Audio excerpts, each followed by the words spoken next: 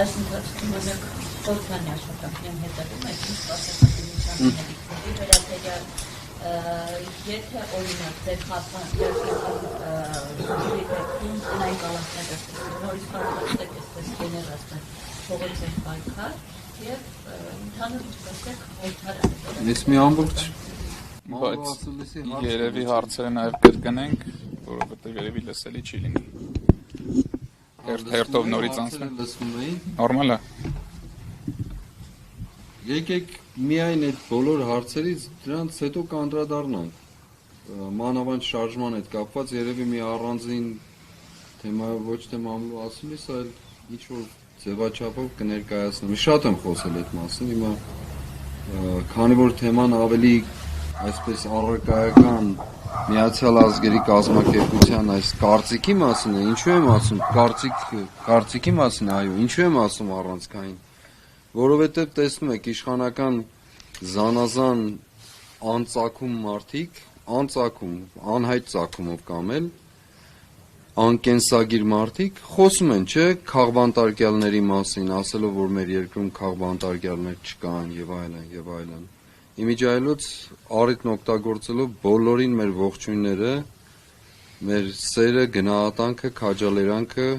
անուններով էլ չասեմ, որովհետև շատ են, յուրաքանչյուրին մեր զորակցությունն ենք հայտնում եւ այդ իմաստով շատ կարեւոր է նաեւ դրա համար եմ ասում, այս թեման ինչ որ ներկայացրեցին մեր պաշտպանները առանցքային դերակատարություն ու նշանակություն ունի եւ երբ իրենք վերջնական եզրակացությունը բերեն, սա չափազանց մեծ ապտակ է լինելու հենց նրան, ինչ որ իրենք ասում են, որ որևէ միջազգային կառույց, որևէ միջազգային խոսք չկա այս թեմայով, որ Հայաստանում քաղբանտարկյալներ կան, թե չէ որ երկրում են քաղբանտարկյալներին դատում որպես քաղբանտարկյալ, չկա այդպիսի բան, չէ,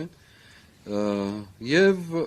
այդ իմաստով շատ կխնդրեմ, որ սրա վրա կենտրոնանանք։ Մնացած թեմաներ ինչ որ հարցերից ես չեմ խուսափում պատասխանել, բայց ուղղակի ասում եմ, ավելի առիթ կլինի, ավելի ծանրակշիռ խոսելու։ Այո, վերլուծություններ էլ արել եմ, գնահատականներն էլ հիմա գալիս եմ, հերթով հարցերին պատասխանեմ, գնահատականներն էլ տվել եմ, պատկերացումներն էլ ունեմ, թե առաջիկային նաև ինչպես կարելի է եւ պետք է, որ այս մարդիկ հեռացվեն իսկապես խորհրդարանի վերաբերյալ այս բանին ոչինչ չեմ կարող ասել, որովհետև խորհրդարանը դեռ ոչ կազմավորված է, ոչ ստեղծված է, այդուհանդերձ շատ եմ քաջալերում ընդդիմությանը այդ այսպես կոչված եւ հնչած բարեկրթության այդ ինչ ասեմ ստախոսության մասին քիչ խոսեն, գործեն ուղղակի այնպես, ինչպես իրենք պատկերացնում են գործելը ինչպես է լինում։ Այն պայմաններն ու թեմաները, որ առաջարկում են իշխանական խմբակցության անդամները, դրանք պարզապես սուտ են, կեղծ։ Ավելորդ է խոսել բարեկրթության, բարոյագիտական մասին, թե ինչպես են իրենք վարվում, ինչպես են այդ խորհրդարանի ամբիոնից ասենք ինչ որ անծագում մի երևույթ, որ անհայտ է, թե որտեղից է առաջացել, կարող է ասենք որևէ հոգևորականի համեմատել Բեն Լադենի հետ, երևի ինչ որ ձգտում կա իր ծագումը փնտրելու, երևի գնացել հասել է այդտեղ, գտել է Բեն Լադենի կերպարը եւ որոշել է, որ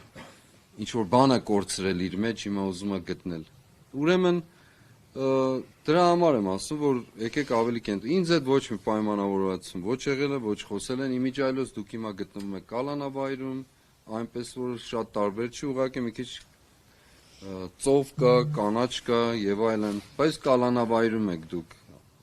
իմացեք դա։ Եվ ոչ մի պայմանավորություն չկա։ Ես մի առիթով ասել եմ, պայմանավորվում են նրանց հետ, ովքեր պայմանավորվելու բան ունեն։ Այսքանը։ Անցել է դա արդեն, սիրելիս, էլ հիմա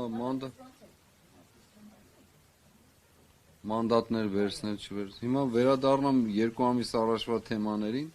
Իսկապես, ես այն առիթով էլ ասել եմ, իրենք պետք է որոշեն մանդատ վերցնելը ինչ նպատակի է ծառայելու, չվերցնելը ինչ նպատակի է։ Այդ նպատակից պիտի գան որոշելու համար, թե ինչ է լինում, բայց արդեն այսօր փաստը արձանագրված է, մարդիկ խորհրդարանում գործում են։ Ես կարծում եմ, որ մենք միայն պետք